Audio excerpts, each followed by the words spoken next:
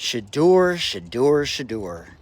Well, let's just blame it on Trump, because we blame everything else on him. But in all seriousness, I would have more motivation than even Tom Brady had when he was drafted in the 6th round, personally. I mean, I got cut 4 times growing up, and I was literally a nobody. I played 4 years of college basketball, but if this kind of situation happened to me where I was playing at a high-level D1, even though the Big 12 was weak this year, and I was projected to go in the 1st round, and I dropped to the 5th round, and Tom Brady wasn't necessarily supposed to go in the top couple of rounds when he was coming out. So it's a little bit different situation. But these guys don't really know. Is Jamal Hill right about the way that she portrayed the situation? Probably. Mel Kiper and Rich Eisen have reason to be upset, and Rich Eisen basically said that he's never seen anything in 22 years of covering the draft like this, and he can't even believe it still, a week later.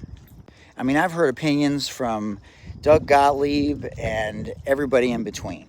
And personally, look, man, does it suck? Is there a double standard? Of course there is. There's going to be a double standard forever. There's going to be implicit bias forever. There's going to be mostly white owners, white general managers, and white coaches forever. But you know what?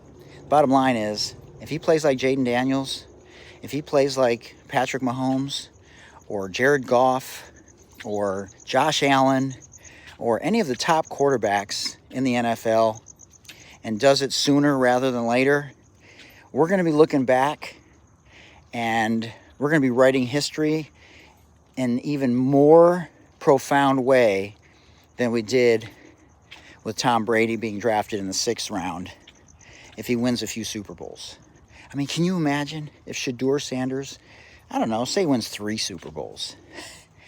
I mean, and then they start interviewing 20 years later in 2045 some of these GMs or coaches that tell the truth about what really happened and why he dropped to the 5th round.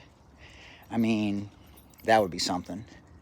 And I like stories like that, personally, having been cut 4 times growing up myself and having to prove everybody wrong.